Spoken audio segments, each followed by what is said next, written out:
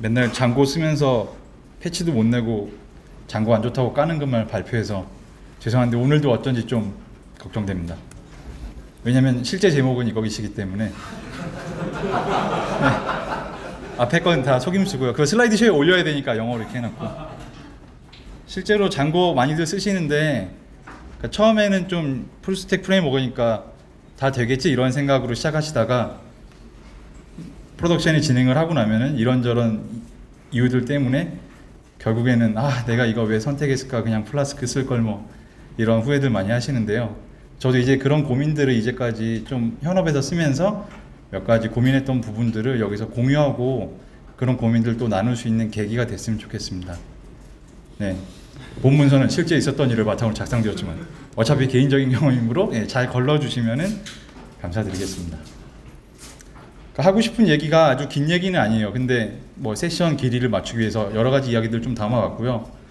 그러니까 누군가가 만드는 물건이 그 만드는 사람을 닮는데요. 그게 뭐 나무로 깎은 뭐 목공예가 됐던 간에 혹은 뭐 코드로 만든 서비스가 됐건 간에 만든 일을 닮는다고 하는데 그게 겉모습뿐만 아니고 그게 발전하고 만들어지는 방식도 저는 비슷하다고 느끼고 있습니다.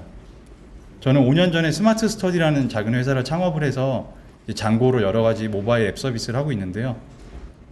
지금 이렇게 조금 사람이 많아졌어요. 최근에 이런 발표도 했었고요.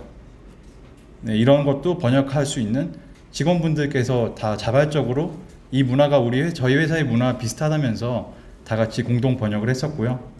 그 다음에 재작년에 이런 발표를 해서 저희 회사를 알리는 데 좀 노력을 했습니다. 그래서 적정 기술을 고민했던, 여기서 말하는 적정 기술이라는 게 결국에는 뭐 테크뎁트라든지 혹은 뭐 마세라티 플라보럼 같은 그런 것들에 대해서 저도 5년 동안 작은 회사를 하면서 여러 가지 고민들을 했었는데요. 장고를 쓰면서 적정 기술을 고르기 위해서 고민했던 부분들을 얘기해 보겠습니다. 웹에는 태초에 문서가 있었습니다. index.html이 있었는데요. 모든 웹 서비스는 여기에서 시작하는 것 같아요. 우리가 장고로 서비스를 만들건 뭐 자바로 만들건 어쨌든 인덱스 페이지로부터 시작을 하는 것 같은데요. 태초에는 이런 식으로 진화를 하게 되죠. 뭐 프레임을 쓰기도 하고 메뉴 추가하고 오더 넣기도 하고 이런 것들이 조금 잘못 발전하게 된다면은 이런 방향으로 흘러갈 수가 있습니다. 특별히 누구 들으시라고 하는 얘기는 아니고, 하지만 파이썬 문화에서는 이런 것들이 올바르게 발전하면서 WSGI라는 표준이 만들어졌고요. 그거는 PEP 333, 파이썬 3를 위한 PEP 3333으로 규격이 만들어지면서 올바른 웹앱 서비스를 할 수 있는 어떤 표준들이 만들어졌습니다. 그래서 이 기준을 바탕으로 만들어진 웹 프레임워크가 장고고요. 장고 발표할 때마다 제가 맨날 재미삼아서 쓰는 문구가 장고 홈페이지에 쓰여있는 장고 소개 문구입니다. 마감 시간을 가진 완벽주의자의 웹 프레임워크. 구글 번역기에 넣으면 이렇게 나오는데요. 저는 이 오류가 있나요? 라는 버튼이 자꾸 눈에 들어오더라고요. 좀 개선해야 될 것 같습니다. 마감 시간을 가진 완벽주의자의 웹 프레임워크. 그러면은 플라스크는 적당주의자의 웹 프레임워크인가요? 아니면은 마감 시간이 없는 완벽주의자의. 플라스크 사용자분들에게 죄송합니다. 그래서 장고는 어쨌든 퍼펙셔니스트를 위한 웹 프레임워크고요. 저도 이런 문구에 혹해서 장고를 쓰기 시작했습니다. 장고 어드민 파일을 실행시켜서 스타트 프로젝트 마이 사이트라면은 그 다음에 런 서버를 바로 할 수가 있고요. 이런 페이지가 바로 나옵니다. 저도 이런 거 나올 때까지만 해도 되게 예쁘고 좋아서 금세 다 서비스를 만들 수 있을 줄 알았어요. 근데 뭐를 하려면 모델을 추가하래요. ORM 기능이 있는데 그 ORM 기능이 처음에는 참 편한데 하고 싶은 걸 하려고 하면 SQL 알케미한테 맨날 져요. 그리고 어드민 파이가 있어요. 여기서 그 모델을 만든 것들을 손쉽게 오브젝트로 추가할 수 있는데요. 결국엔 또 하고 싶은 걸 하려고 하면 어드민을 못 써요. 그 다음 뷰가 있어요. 처음에는 펑션 베이스드 뷰를 알려주는데 결국에 나중에 해야 되는 건 클래스 베이스드 뷰를 안 쓰면은 아무것도 못 한다는 거예요. 폼도 있어요. 폼도 처음에 상당히 좋아요. 그래서 나중에는 폼셋 같은 걸 써보게 되는데 폼셋 쓰고 있으면 장고 욕하게 돼요. 게다가 국제화 같은 거 해야 되죠. 지역화 해야 되고 타임존 같은 거 따지다 보면은 내가 도대체 이걸 왜 선택했지? 이런 고민에 좀 빠지게 됩니다. 게다가 스태틱 파일 핸들링을 해야 되는데 또 이거 디버그 모드에서만 동작하고 프로덕션 모드에서는 안 돼요. 파일 업로드 하려고 그러면 권한이 없대요. 그 다음에 CSS, 자바스크립트 결국엔 웹페이지를 만들려면은 프론트 기술들을 알고 그거를 배포를 해야 되는데 이런 것들에 대한 지원이 좀 빈약한 것 같아요. 게다가 요즘에는 저런 거 말고 뭐 레스트, 사스라든지 혹은 뭐 커피 스크립트나 타입 스크립트 같은 것들도 많이 쓰는데 이런 거랑 같이 엮어서 쓰려면 어떻게 될지 모르겠어요. 게다가 보어를 써야 된대요. 근데 보어 쓰려면 장고 보어 같은 걸 써야 되나요? 사실 이런 것들에 대한 고민들이 장고라는 웹 프레임워크 자체가 과거의 템플릿 기반, 서버 렌더링 기반된 페이지들을 서비스하기 위해서 만들어진 프레임워크이기 때문에 다 가지고 있는 문제라고 생각합니다.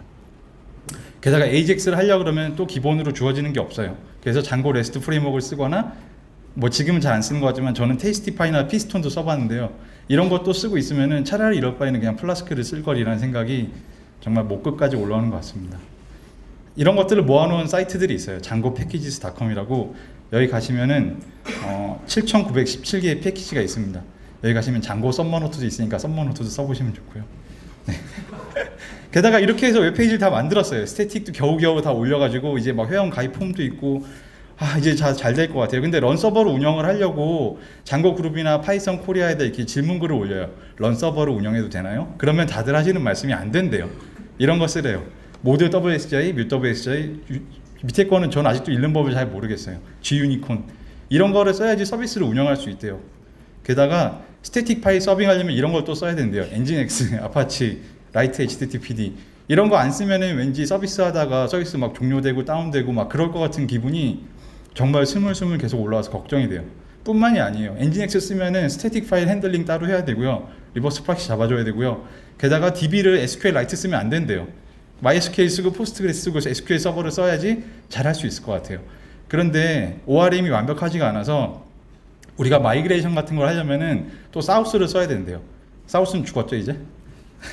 마이그레이션으로 통합이 됐는데 이런 과정들을 왜 다 익혀서 장고로 웹 서비스를 하게 되는지 모르게 될 때까지 있어요. 왜냐면 옛날에 SQL로 하는 게 더 편했으니까요. 게다가 패키지가 없을 때는 처음에 배우는 게 sudo pip install이에요. 근데 이렇게 하면 다 망하는데 제일 처음에 이게 제일 쉬우니까 다들 이렇게 알려줘요. 나중에 찾아보니까 이런 사이트가 있대요. 파이프에 가서 패키지를 검색을 한 다음에 설치를 하는데 들어가 봤더니 setup.py가 있고 requirements.txt가 있어요. 아니 이 모든 거를 어떻게 다 알고 웹 개발을 시작을 하나요? 게다가 파이썬 홈은 뭐고 파이썬 패스까지 또 나와요. 뭔가 내가 만든 컴퓨터에서는 실행이 잘 되는데 서버에 올리고 났더니 동작이 안 돼요. 맨날 500 에러가 나요. 그러면 이런 것들을 찾아보기 시작을 해요. 그럼 누군가가 오셔서 이렇게 얘기해요. 버추얼 ENV를 써야 됩니다. 버추얼 ENV 래퍼도 있대요. 그러면서 또 어떤 힙스터가 와서 얘기해요. 이제 그런 거 안 쓴다고. 파이 ENV 쓰래요. 네, 그러니까 이쯤 되면은 내가 지금 런 서버로 뭔가 시작하고 싶었는데 어디까지 와 있는지 잘 모를 때가 상당히 많아요. 게다가 배포하려면은 처음에는 FTP라든지 압축해서 올리면 되는 줄 알았는데 뭐 아이싱크란 것도 있고 SCP도 있어요. 근데 이런 거 쓰면 나중에 욕 먹는데요. 패브릭 쓰래요. 근데 이제 패브릭도 이제 안 쓴대요. 안시블이나 뭘 쓰려는데 잘 모르겠어요, 정말로. 그리고 저는 런 서버로 끝나는 줄 알았는데 그렇게 띄우면 안 된대요. 스크린이나 팀웍스로 데모나이즈를 하래요. 근데 이렇게 쓰는 건 또 야매 기술이잖아요. 결국엔 슈퍼바이저 D나 업스타트라든지 아니면 init5 스크립트 같은 걸 쓰래요. 이건 말도 안 되는 일인 것 같아요. 저는 그냥 index.html을 하나 보고 싶었는데 왜 여기까지 와야 되는지 모르겠어요. 게다가 리플리케이션, 로드 밸런서, 세션 스토어, 캐시, 쿼리 튜닝, 프로파일링, 디버그 툴박 깔고 핑돈 붙이고 센트리하고 뉴델리까지 다 하래요. 풀스택 파이썬.com이라는 것도 있어요, 심지어.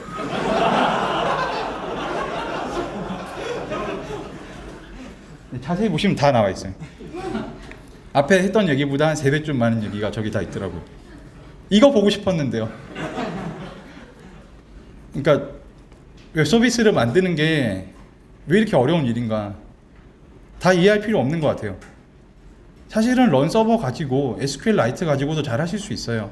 여러분이 뭐 비록 PG4 문제 때문에 파이콘 한국 2015 등록하시는데 문제를 좀 겪으셨겠지만 그 전까지는 다 포스트그레스도 안 쓰고 SQLite만 가지고도 파이콘 한국 홈페이지도 운영을 하고 있었어요.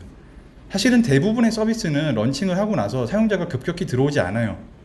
실제로 런 서버 하신 다음에 스크린으로 밑에 내려놓기만 하셔도 별 문제가 없어요. 그런데 그게 파이콘 코리아 채널 들어오셔서 누가 물어보는데 거기다 대고 다 괜찮아요 라고 말할 수는 없잖아요. 웹은 원래 복잡한 거예요. 그렇게 장고를 그래서 마감 시간을 가진 완벽주의자의 웹 프레임워크라고 하는데 실제로 여기서 더 중요한 거는 완벽주의자가 아니고 마감 시간이에요. 왜냐면 우리는 돈이 별로 없잖아요. 스타트업의 마감 시간이라는 거는 남은 돈이에요. 해야 할 일이 뭐가 있는지, 내가 지금까지 개발했던 거에서 그 이후에 할 일이 뭐가 있는지, 그 다음에 서비스 운영하다 갑자기 사용자가 많이 들어왔을 때 어떻게 대처할지를 알고 있으면 되는 것 같아요. 그런 것들을 다른 사용자들이랑 많이 얘기를 하고 많이 찾아보고 미리 알아두는 거는 좋습니다. 방향을 알고 그걸 기억해 두는 건 좋지만 처음부터 그걸 다 설정할 필요는 없는 것 같아요. 두 번째 챕터입니다. 나누면 무엇이 배가 됩니다. 스마트 스터디는 처음에 API 전체가 장고 하나의 프로젝트로 돼 있었어요. 거기 안에 앱을 추가해서 새로운 기능을 붙이고 또 앱을 추가해서 하나의 기능을 붙이고 하나의 장고 프로젝트로 이루어져 있었고요. 실제로 어드민 사이트도 많이 이용하고 있었습니다. 운영 중인 서비스를 즐겁게 업데이트하는 엔지니어들의 모습입니다. 저희가 API 기능이 많았는데요. 이 정도 모습으로 업데이트를 하고 있었던 것 같아요. 항상 보는 페이지가 이거예요. 그러니까 신텍스 에러가 날 수도 있고 패키지를 설치 안 했을 수도 있고 그런 사소한 일들이 너무 많은데 여러 가지 서비스가 하나의 프로젝트에 묶여 있다 보니까 다른 사람이 한 실수 혹은 내가 아차하고 잘못 빠뜨렸던 부분들이 프로덕션 설정에서 빠지면서 에러가 납니다. 이런 것도 자주 보셨죠? 그러면은 서비스를 쪼개자 이런 결정을 하게 됩니다. 기능 단위로 프로젝트를 좀 분리하기 시작을 했어요. 예를 들면 뭐 링크를 제공하는 서비스 따로 떼고 앱 정보를 제공하는 서비스 따로 푸시 따로 뭐 이런 식으로 분리를 했고요. 그런 것들을 관리하는 페이지조차 분리가 된다면은 사용자들이 쓰기가 너무 어렵잖아요. 각각의 어드민 사이트에 들어가야 된다든지 하면 힘드니까 원이라는 걸 만들었어요. 원. 이게 무슨 소비자 보호원 같은 거 할 때 원자더라고요. 그러니까 한 군데 와서 모든 업무를 처리할 수 있게 만들었고 이런 페이지를 만들어서 뭐 앱 관리도 하고 이미지 등록도 하고 뭐 저희 테스트하는 것도 올려놓고 뭐 쿠폰 발행하거나 이런 것들을 장고로 만들었고 이거는 좀 개선된 후의 모습이에요. 초기에는 모든 서비스가 관리자 페이지에 이렇게 묶여 있었어요. 하나의 장고 프로젝트로. 그러니까 어드민 사이트 같은 걸 그냥 들어가서 썼겠죠, 우리가. 근데 이거를 개선하고 싶어서 이런 그림을 그려봤어요. 관리자 페이지는 저쪽에 있고 우리는 아름답게 서비스를 분리해서 다른 장고 서비스로 띄우고 제이슨 통신을 하자. 각각의 서비스는 RESTful API를 제공을 하고 관리자 페이지에서는 앵귤러라든지 뭐 힙한 온갖 프론트 스크립트들을 이용을 해서 제이슨으로 하자. 이런 생각을 했습니다. 근데 이렇게 쓰니까 풀스택 프레임워크의 장점이 없어요. 일단 모델을 임포트해서 쓰기 시작을 해야 할 수 있는 일이 많은데 저쪽 서비스에 있는 모델을 얘는 몰라요. 그러면 저쪽에선 제이슨 시리얼라이저를 만들어야 돼요. 장고 레스트 프레임워크 등에서 제공하는 걸로. 가지고 와서 보니까 앵귤러에는 모델이 없잖아요. 그럼 여기에서도 모델을 또 만들어야 돼요. 그런데 처음에 한 번은 맞출 수 있어요. 근데 저쪽 서비스를 업데이트한 다음에 여기는 업데이트를 아직 안 했어요. 그런 것들에 대해서 따라갈 수가 없는 구조라는 거를 이제 좀 깨달았습니다. 게다가 템플릿도 못 쓰죠? 폼 밸리데이션도 안 돼요. 액세스 컨트롤 같은 것도 할 수가 없어요. 원래 하나의 서비스에서 너무 당연하게 되던 일들이 좀 개선하겠다고 분리를 시켜놨더니 하나도 도움이 안 되는 거예요. 생산성이 대폭락합니다. 측정했을 때 기준으로 한 10분의 1 미만으로 정말 떨어진 것 같아요. 아무 서비스도 못 만들었어요. 그래서 우아함을 버리고 편의성을 가져가는 선택을 하게 됩니다. 나뉘어진 프로젝트의 모델.점 파일을 그냥 임포트하기로 했어요. 관리자 페이지에서 서비스 제이슨으로 접근하던 패턴을 버리고 데이터베이스에 바로 액세스하기로 했어요. 근데 이걸 하기 위해서는 저희가 먼저 패키지를 좀 구성을 해야 돼서 클레버 서비스라는 이름으로 패키지를 구축을 하고 그 다음에 라우터를 컨피규레이션 했어요. 그래서 저희가 가지고 있는 앱들에 이런 이름들을 붙여놓고 요거를 데이터베이스 라우터를 만들어서 장고에서 원래 제공하는 기능이에요. 장고에서 멀티플 데이터베이스를 제공을 하는데 예전에는 이거를 마스터 슬레이브에서 일기 전용 DB를 읽거나 이런 경우만 썼는데 이번 저희 회사 같은 경우에는 이거를 서로 다른 앱들에 서로 다른 데이터베이스에 접속할 수 있는 라우터로 활용을 했습니다. 분리된 서비스들 간에 아까 보셨던 분리된 서비스들 간의 통신에는 어차피 제이슨을 써야 되니까 그 부분은 유지를 했고요. 대신에 걔네들도 인증을 해야 되니까 HTTP 베이직 어스를 가지고 퍼미터라는 서비스를 만들었습니다. 그래서 서비스가 다른 서비스에 리퀘스트를 보내면은 걔가 가지고 있는 HTTP 어스 토큰을 퍼미터한테 물어보고 그게 확인됐음을 알려주면은 다시 리스폰스를 보내주는 방식을 취했고요. 매번 물어보면 느리기 때문에 캐시를 적용했습니다. 그 다음에 오서라이제이션 미들웨어 같은 걸 만들어서 이런 거를 장고의 미들웨어 클래스에 박아 놓으면은 이런 것들을 매번 뷰마다 설정할 필요 없이 예를 들면은 이 요청에 대해서는 항상 확인을 해야 돼. 혹은 위크를 적용을 하면은 이 뷰 제외한 나머지 것들에 대해서 안 해도 돼. 이런 식으로 미들웨어를 만들어서 활용을 했고요. 그렇게 해서 이제 문제를 해결했나라는 생각이 좀 들었습니다. 버전 관리 문제가 있더라고요. 왜냐면은 저쪽 서비스는 이미 모델.파일을 바꿔서 나가는데 이쪽 원에서 바라보고 있는 관리자 도구에서 바라보고 있는 모델은 옛날 거예요. 게다가 설치가 굉장히 번잡해요. 저희가 만들고 있는 게 오픈 소스가 아니다 보니까 핍 인스톨을 할 때 Git 플러스 SSH를 일부러 리포를 다 지정을 해야 돼요. 오픈 소스였으면 그냥 릴리즈 하고 나서 했으면 되는데, 게다가 이게 이제 안 돼요. 최근 버전이 갑자기 핍이 막 6.0, 7.0으로 막 점프하고 있는데, 그 이후로는 이거 불안함을 보안의 이유를 지금은 다 막아놨습니다. 그래서 대부 파일을 도입했어요. 대부 파일은 파이피 미러 서버입니다.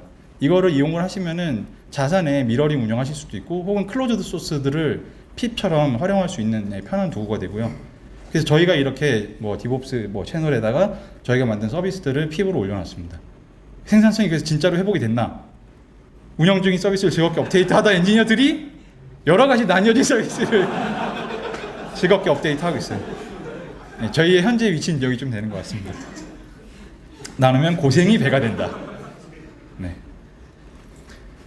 이렇게 나뉘어서 서비스를 하다 보니까 몇 가지 재밌는 사실들을 저희가 깨닫게 되는데요. 그것도 한번 공유해 보겠습니다. 저희가 젤리킹이라는 게임을 서비스했는데 다운로드 수가 500만이 됐어요. 그래프가 이렇게 올라갔습니다. 한 2달 동안 거의 인기가 없던 게임이 갑자기 치고 올라와서 서버가 다 터지게 되죠. 이렇게 되면은. 그래서 저 서버만 죽을 줄 알았어요. 왜냐면 저희가 이렇게 나뉘어진 업데이트, 즐거운 업데이트를 하고 있었으니까. 근데 다 죽어요. 분명히 서비스를 쪼개놨는데 왜 다 죽냐면은 어차피 같은 하드웨어예요. 단지 업데이트하는 게 좀 편했을 뿐이에요. 네, 그래서 이왕 이렇게 된 거 클라우드로 가자. 그래서 AWS를 딱 펼쳐봤는데 이런 게 나와요. 네, 언제 다 배우나. 사실 언제 다 배우나보다 더 큰 위험은 그런 거였던 것 같아요. 배우는데 너무 힘들었기 때문에 다른 데를 못 옮겨. 이걸 락인이라고 부르는데, 배포하는데 이제까지는 다른 도구들 뭐 패브릭이나 이런 거 썼는데 AWS를 쓰면서 AMI를 써야 되고 SQS를 써야 되고, 뭔가 그런 기술들에 굉장히 락인이 되고 나면은 갑자기 아마존님께서 가격 확 올려버렸을 때 우리가 못 옮긴다던가, 혹은 새로 뭐 구글이 훨씬 더 싼 걸 이렇게 뭔가 서비스를 시작을 했는데 그걸 우리가 쓸 수 없으면 그거는 굉장히 단점일 것 같아요. 기분도 나쁘고. 그래서 오픈 스택 같은 걸 생각을 해봤는데 뭐 다른 회사들에서 쓰시는 거 보니까 쓸 수 있는 수준은 아직 아닌 것 같아서 도커를 선택을 했습니다. 도커를 이용을 해서 굳이 가상화된 하드웨어 위에 또 아이솔레이션을 적용을 해서 서비스를 시작을 했고요. 근데 도커가 이름은 좋고 참 괜찮은 것 같은데 이런 힘든 점이 있어요. 일단 빌드가 험난해요. 내 컴퓨터에서 런 서버로 그냥 되던 거를 도커라이징 하기 시작을 하면은 되는 게 하나도 없고요. 그 다음 디버깅 어렵고요. 뭐 당연히 프린트 안 되니까요. 그 다음에 도커 레지스트리라 그래서 자기가 만든 이미지를 올릴 수 있는 서버가 있는데, 유료로 된 걸 써도 마찬가지고 도커업을 써도 자체적으로 구현을 해서, 그러니까 자체적으로 설치해서 레지스트리를 돌려도 맨날 푸시 풀 에러가 나요. 지금은 2.0으로 바뀌어서 좀 나아졌는데 저희가 도커 0.6 쓰던 시절에는 정말로 안 됐습니다. 대신에 베이스 이미지 관리를 좀 철저하게 해서 우리가 자주 쓰는 패키지들을 미리 다 설치한 베이스 이미지를 만들고, 도커 파일 최적화를 정말로 잘 하셔야 돼요. 도커 파일 최적화를 안 하면은 설정 파일 하나만 바꿨는데 전체 이미지를 처음부터 빌드하게 되는 일이 발생을 하니까, 그런 것들은 애드 파일을 하실 때 적절한 순서를 잘 배치하시는 게 좀 중요한 것 같아요. 게다가 여전히 보어를 쓰고 있는데 보어 쓰려니까 npm이 따라와요. 그러니까 이런 것들은 만약에 도커 파일 안에서 설치하게 놔두시면은 정말로 빌드 오래 걸리니까 베이스 이미지 안에다가 이렇게 자주 쓰는 것들은 넣어두시는 게 좋은 것 같아요. 그리고 이제 기능과 설정의 분리, 이런 고민들을 하기 시작을 했습니다. 왜냐면은 예전에는 설정 파일 바꿔서 그냥 실행하면 됐었는데 지금 도커 이미지를 만들어야 되잖아요. 그럼 스테이지에 배포할 때 이미지 만들고, 뭐 테스트에 배포할 때 이미지 만들고, 프로덕션 올릴 때 이미지 만들게 되면은 그 시간이 몇십 분 걸리는 것 같아요. 웹은 원래 상태가 없는 거를 의미를 하잖아요. 스테이트리스 웹을 만드는 게 목표인데, 서비스에는 항상 상태가 존재할 수밖에 없어요. 데이터베이스 주소, 그다음에 캐시, 도메인, 내가 어떤 호스트를 써야 되는지, 그 다음에 각종 외부 설정들, 나 센트리 어디 쓰고 있고, 뭐 핑돔, 뉴렐리 거 어떤 값 줘야 되고, 이런 게 너무 많은데 이런 것들은 저는 상태에 가깝다고 생각을 합니다. 그래서 저희도 이런 것들에 대해서 어떻게 처리했냐면은 컨피그레이션 안에다가 뭐 디벨롭먼트, 마이그레이션, 프로덕션, 테스팅 이렇게 집어넣고, 이미지는 한 번만 빌드하도록, 네, 그 다음에 이거를 외부 환경 변수에서 설정하도록 설정했습니다. 상태 자체를 리포지터리 넣는 게 좀 찝찝하기는 해요. 왜냐면은 상태가 바뀔 때마다 이미지 빌드를 해야 되는 수고로움이 있으니까요. 근데 이런 것들을 만약에 더욱더 외부로 빼서 도커 이미지 실행 시에 환경 변수로 전달할 수 있으면은 네, 괜찮은 것 같습니다. 요즘에 이런 패턴들을 많이 쓰시더라고요. 저 같은 경우에는 아까 보셨던 것처럼 어떠한 컨피그레이션 세팅스를 선택할까 정도만 넘기는데, 실제로 뭐 20, 30개 이상의 환경 변수를 전달해서 실행하시는 분들도 많습니다. 근데 어쨌거나 저쨌거나 도커를 쓰게 되면은 항상 오래 걸려요. 그렇기 때문에 자동화를 하고 싶지 않아도 자동화가 됩니다. 그러니까 뭐 테스트를 추가해서 뭐 빌드한 다음에 푸시를 날리면은 훅을 걸어서 자동으로 빌드한 다음에 도커 이미지 만들어주고 뭐 드론 같은 거 써서 그런 것들을 만드는 작업을 저희도 진행 중인데요. 그런 거를 하지 않으면은 예전에 단순히 알싱크 쳐서 그냥 뭐 리스타트 치면은 빨리 실행됐던 것과 다르게 롤백 하는데도 시간이 걸리고 그런 것들은 저희가 아이솔레이션으로 얻은 이득만큼은 좀 손해보는 부분이 있기 때문에 이런 것들은 적용하시면서 그 상황에 맞게 가져가시면 될 것 같습니다. 그리고 그렇게 나뉘어진 서비스들을 같이 쓰기는 써요. 저희가 게임도 만들고 뭐 교육용 앱도 만드는데 같이 쓰기는 쓰는데 뭐 예를 들면 뭐 파일 업로드하는 파일 API, 글 쓰는 뭐 보드 API, 그 다음에 아이템 같은 거 뭐 쓰는 뭐 플레이어 API 뭐 이런 식으로 다양한 API들을 나눠서 쓰고 있긴 있어요. 같이 쓰긴 쓰는데 이러한 기존에 있던 기능들을 조합하여서 빠르게 서비스를 개발할 수 있다는 거를 서비스를 분리하고 나서야 깨달았어요. 예를 들면은 게시판에 저희가 만든 게시판에 원래 파일 업로드 기능이 없었어요. 대신에 제이슨 필드가 하나 들어 있었는데요. 파일 업로드를 다른 API를 통해서 하고 나서 받은 CDN 주소를 제이슨으로 넣으면 되지 않아? 이런 생각이 한번 들더라고요. 같은 게시판 서비스지만 스킨 바꿔서 이런 식으로 표현되기도 하고 다른 게임에서는 이렇게 쓰기도 하고 또 이게 좀 전에 말씀드린 것과 마찬가지인 건데 실제로 그냥 게시판 서비스임에도 불구하고 썸네일도 나오고 저기서 플레이 버튼 누르면 맵 버튼 받아서 실행도 할 수 있는 이유가 실제로 사용자가 저 게임의 서버에다가 요청을 보내요. 내가 만든 맵이 이런 게 있어. 그러면은 그 서버가 대신 파일 API에다 업로드를 해주고요. 그 결과값을 받아와서 게시물에다가 써주는 이런 어떤 라우팅 역할. 실제로 저 게임 서버는 어떠한 데이터베이스나 어떠한 상태도 가지고 있지 않은 되게 단순한 플라스크 서버예요. 플라스크 썼다고 얘기하면 안 될 것 같은데 네. 이쪽은 잠궈 서버예요. 네, 플라스크 서버로 간단하게 라우팅하는 이러한 비즈니스 로직들을 담고서 백단에 있는 저러한 서비스를 이용을 했더니 되게 단순하게 복잡한 서비스들을 조합해서 만들 수 있었다. 이런 교훈을 얻었습니다. 그래서 이러한 데이터들이 들어가고 아까처럼 보여지게 됩니다. 그래서 이런 것들을 컴포서빌리티라고 부르는 것 같아요. 예전에 다른 문서에서 한번 본 적이 있어서 그거를 인용을 해봤는데요. 2007년에 스팍의 신재훈 님이 이런 얘기를 하셨어요. 컴포서브 IT, 그러니까 조합 가능한 IT라는 얘기 같아요. 성장 가능한 IT, 만든 것끼리 어울릴 수 있게 조합하고 차곡차곡 쌓아 넣을 수 있게, 그 다음에 지속 가능한 IT라는 게 결국에는 이런 서비스들이나 기술들이 직교성을 가지고 있어야 각자 발전하면서 서로 조합돼서 새로운 서비스들을 만들어 나갈 수 있는 어떤 바탕이 된다.